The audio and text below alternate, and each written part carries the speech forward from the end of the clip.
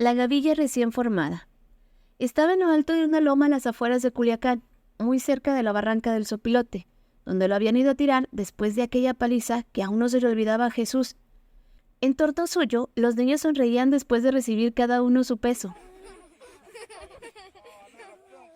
Pensaba darle uno más al que se propusiera como voluntario de un favor, pero todos querían ayudarle, sin importar lo que fuera a pedir ni pensar en la recompensa.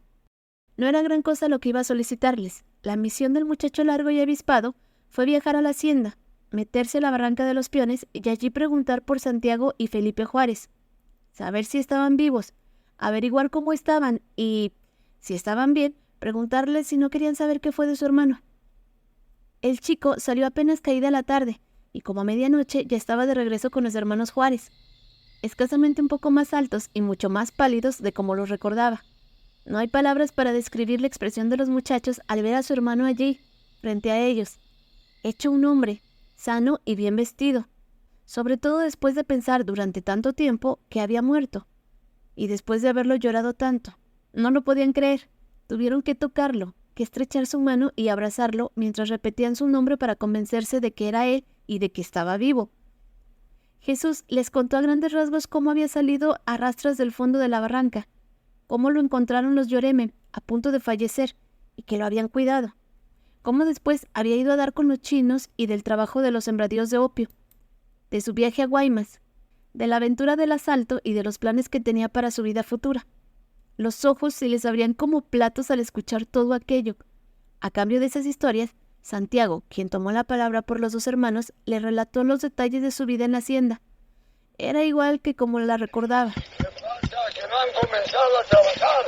A ver ustedes dos, ¿qué tanto platican?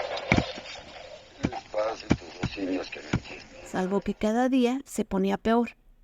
Ya eran demasiado grandes para que les permitieran seguir empujando los carritos y los habían trasladado al trabajo de mina. Aquello le dolió a Jesús como el hambre de sus pobres.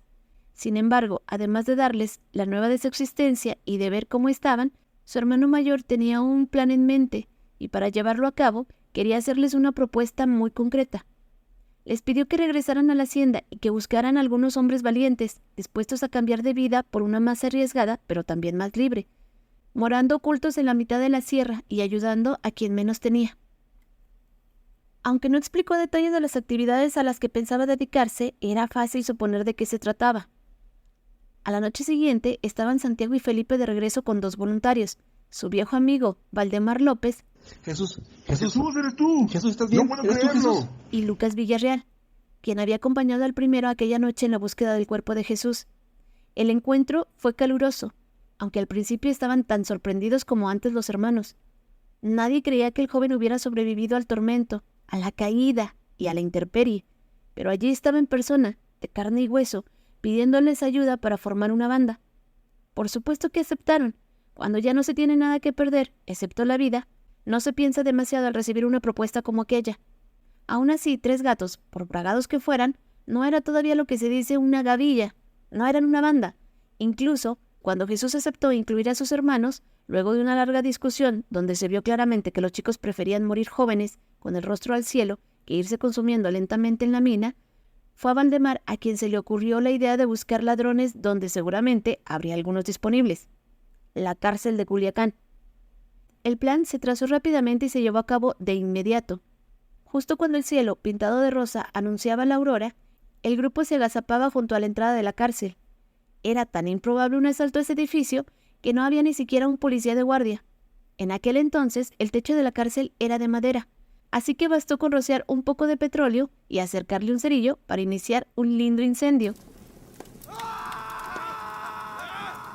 Como habían supuesto, los carceleros salieron volando en ropa interior, sin pensar para nada en los presos.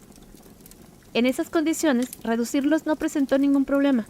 El riesgo mayor estuvo en que se les había pasado la mano con el petróleo, y el techo ya era una verdadera llamarada, que ponía en serio peligro la vida de aquellos que querían liberar.